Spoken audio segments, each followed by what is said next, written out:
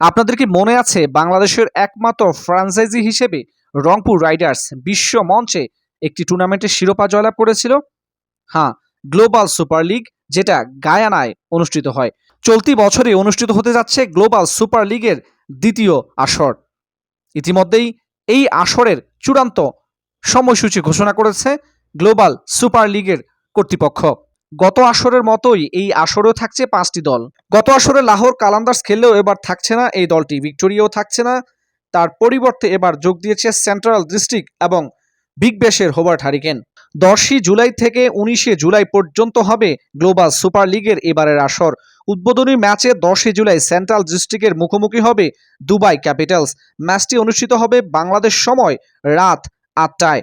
রংপুর রাইডার্সের প্রথম ম্যাচ 11ই জুলাই গায়ানার বিপক্ষে মুখোমুখি হবে রংপুর রাইডার্স, যে ম্যাচটি অনুষ্ঠিত হবে বাংলাদেশ সময় বিকাল 5টায়। 19শে জুলাই ফাইনালের মধ্য দিয়ে সমাপ্ত হবে গ্লোবাল সুপার লিগের দ্বিতীয় আসর।